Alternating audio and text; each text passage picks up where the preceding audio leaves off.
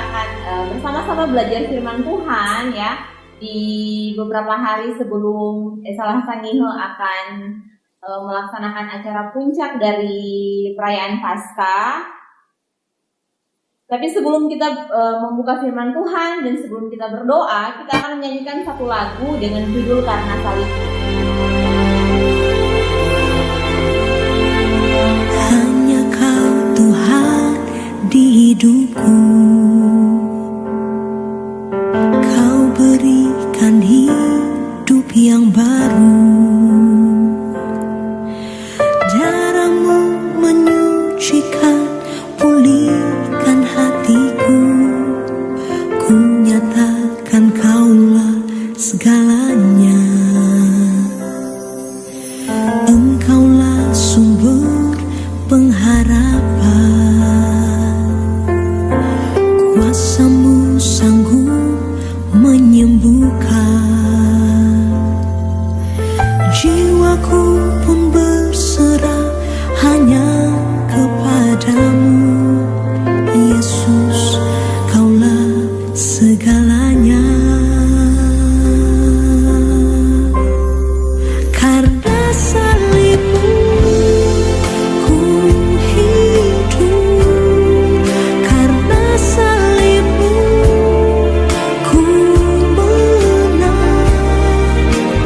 Engkau yang berkuasa, sanggup untuk melakukan mujizat-Mu di hidupku. Sekarang kita akan berdoa, mari kita berdoa. Tuhan Yesus, kami bersyukur dan berterima kasih untuk kasih dan karunia-Mu dalam kehidupan kami. Kami berterima kasih kepadamu karena Engkau telah memberkati kami di sepanjang kami beristirahat semalam. Dan hari ini Tuhan, kami bisa lagi menikmati hari yang baru. Sebelum kami memulaikan segala aktivitas dan pekerjaan kami di sepanjang hari sebagai seorang murid, kami akan belajar firman. Tuhan kiranya yang terus memberkati kami, menerangi hati dan pikiran kami, biar kami dimampukan untuk mengerti dan memahami firman yang akan kami baca dan yang akan kami renungkan bersama pada hari ini. Dalam nama Tuhan Yesus Kristus kami berdoa, amin. Nah, pembacaan firman kita hari ini kan kita baca dari kitab Matius. Silakan semuanya ambil Alkitab dan buka Alkitabnya ya. Matius pasal 21, kita akan baca ayat 1 sampai dengan ayatnya yang ke-11. Sekali lagi, Matius pasal 21, kita akan baca ayat 1 sampai dengan ayatnya yang ke-11. Nah, Ibu Griffith akan membacakan untuk kalian semua. Dengan judul Yesus dielu-elukan di Yerusalem. Ketika Yesus dan murid-muridnya telah dekat Yerusalem dan tiba di Betfage yang terletak di Bukit Zaitun, Yesus menyuruh 2 orang muridnya dengan pesan, "Pergilah ke kampung yang ada di depanmu itu, dan di situ kamu akan segera menemukan seekor keledai betina tertambat dan anaknya ada dekatnya. Lepaskanlah keledai itu dan bawalah keduanya kepadaku. Dan jikalau ada orang menegur kamu, katakanlah, Tuhan memerlukannya. Ia akan segera mengembalikannya." Hal itu terjadi supaya genaplah firman yang disampaikan oleh Nabi. "Katakanlah kepada putri Sion, lihat, rajamu datang kepadamu, ia lemah lembut dan mengendarai seekor keledai beban yang muda." Maka pergilah murid-murid itu dan berbuat seperti yang ditugaskan Yesus kepada mereka. Mereka membawa keledai betina itu bersama anaknya, lalu mengalasinya dengan pakaian mereka, dan Yesus pun naik ke atasnya.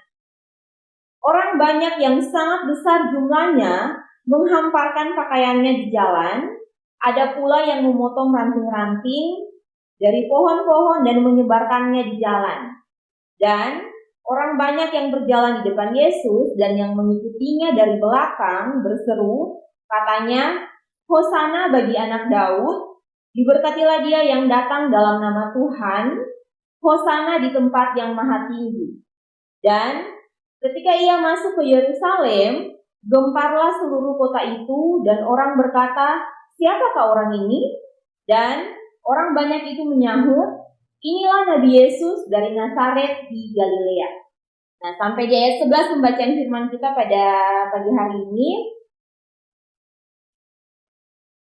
Jadi kalau kita melihat dari pembacaan firman kita hari ini, maka dari judulnya saja kita sudah bisa menebak ya, Yesus dielu-elukan.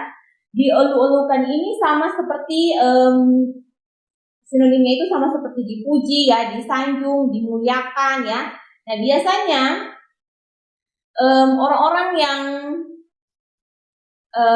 sering dipuji ya, orang-orang yang sering mendapatkan sanjungan ya, itu identik dengan orang yang mempunyai kekuasaan ya, orang yang mempunyai nama yang besar.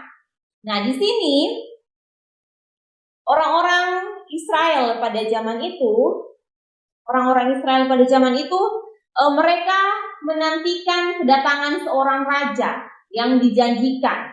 Ya, nah, ketika mereka mengetahui bahwa Yesus diperlakukan seperti itu, maka kemudian mereka berpikir bahwa Yesus ini adalah raja yang memang dijanjikan.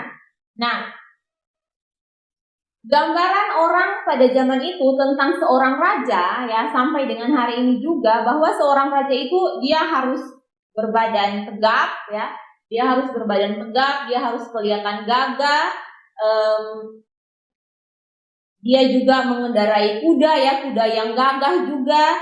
Terus selanjutnya dia dikelilingi oleh kemewahan ya, dia punya kekuasaan ya, dia istananya mungkin terlihat megah ya. Nah, ketika kita melihat hal ini ya, dan kita bandingkan dengan keadaan yang ada pada waktu itu ya, dengan munculnya Yesus ya, kita melihat bahwa hal ini sungguh sangat berbeda ya dengan apa yang dibayangkan oleh orang Israel pada zaman itu. Kenapa? Karena Yesus yang mereka pikirkan ya sebagai seorang raja yang akan datang, yang mereka pikirkan mungkin akan berpakaian gagah ya, layaknya seorang pahlawan yang akan menolong, yang akan menyelamatkan mereka ya dari penindasan dan penjajahan pada waktu itu. Justru Yesus menampilkan hal yang sebaliknya ya. Jadi Yesus justru memperlihatkan hal yang menunjukkan kedamaian ya, menunjukkan cinta kasih ya. Jadi Yesus datang tidak dengan menunjukkan kekerasan ya. Kalau kita tahu raja-raja biasanya pada waktu itu untuk memperbesar wilayah kekuasaannya ya, raja-raja biasanya akan berperang melawan kerajaan yang lain ya, biasanya seperti itu. Nah, tapi Yesus menampilkan hal yang berbeda. Nah, sedangkan orang Israel ini, mereka waktu itu sangat merindukan seorang penolong untuk membebaskan mereka dari penjajahan bangsa Romawi pada waktu itu ya. Nah, akan tetapi Allah dalam rencananya memang tidak harus selalu mengikuti apa yang diharapkan, apa yang diinginkan oleh manusia. Ya, Allah selalu menyediakan apa yang memang dibutuhkan oleh manusia, ya, apa yang memang dia sudah persiapkan, dia sudah rancangkan sejak semula untuk manusia.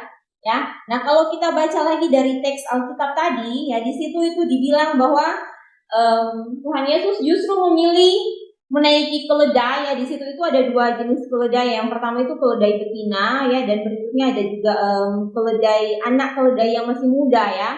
Nah, di sini kita bisa mengartikan bahwa dua keledai itu berarti perdamaian dan cinta kasih ya. Jadi yang kita pelajari dari Tuhan Yesus ya, sesuai dengan teks Alkitab yang ada di sini adalah Tuhan Yesus datang ke dunia itu untuk mengajarkan kepada kita bahwa Dia mau menolong kita ya, bahwa Dia menyelamatkan kita bukan dengan kekerasan, tapi Dia datang dengan menunjukkan cinta kasih-Nya ya. Dia datang untuk mengajak orang supaya bertobat dan berbalik dari segala kesalahan yang sudah dilakukan ya. Nah, selanjutnya hal yang kita pelajari juga dari Tuhan Yesus dari teks bacaan ini adalah Tuhan Yesus menghadapi musuh-musuhnya dengan damai. Jadi Tuhan tidak pernah membalas kejahatan dari musuh-musuhnya ya. dengan kejahatan, tetapi dia penuh dengan kasih ya. Dia tidak pernah menunjukkan bahwa kejahatan harus dibalas dengan kejahatan. Nah, itu sebabnya hari ini kita sama-sama belajar dan kita sama-sama diingatkan lagi bahwa ketika ada orang lain yang melakukan hal yang tidak berkenan, yang tidak baik menurut perasaan kita, ya, maka yang kita lakukan bukan membalas, tapi yang kita lakukan adalah kita mengatakan dan menunjukkan kepada orang tersebut bahwa kita tidak suka diperlakukan seperti itu. Itu hal yang pertama ya. Berikutnya yang kedua adalah ya kita mendoakan orang yang sudah melakukan hal yang tidak baik kepada kita, ya, supaya Tuhan juga membantu mengubahkan dia dan menyadarkan dia dari segala hal yang tidak baik yang dia lakukan. Dan selanjutnya yang paling terakhir tapi yang paling penting adalah kita perlu berdamai dan memaafkan orang tersebut ya. Dan kenapa kita perlu berdamai dan memaafkan? Karena memang ajaran dari Yesus Kristus adalah kita harus terus berdamai dengan siapapun dan kita harus memaafkan orang yang bersalah dan orang yang menyakiti perasaan kita. Sekian devosi kita pada pagi hari ini. Kita akan berdoa untuk menutup devosi kita. Mari kita berdoa. Tuhan Yesus, terima kasih karena hari ini Engkau mengajarkan kepada kami bahwa sebagai anak-anak-Mu, sebagai umat-Mu, kami harus terus menyebarkan kedamaian, kami harus terus menyebarkan cinta kasih ketika kami bergaul, ketika kami berinteraksi dan berkomunikasi dengan siapapun. Tuhan kiranya yang terus memberkati kami, memberikan kepada kami kesabaran ketika kami bergaul dengan orang-orang di sekitar kami, biar kiranya kami terus membawa kemuliaan Tuhan dalam kehidupan kami. Tuhan, kami juga berdoa untuk apapun yang akan kami lakukan di sepanjang hari ini, kiranya Tuhan yang terus menyertai, agar kami bisa dimampukan untuk mengerti dan memahami apa yang juga akan disampaikan oleh Bapak Ibu Guru kami dalam proses pembelajaran di sepanjang hari ini.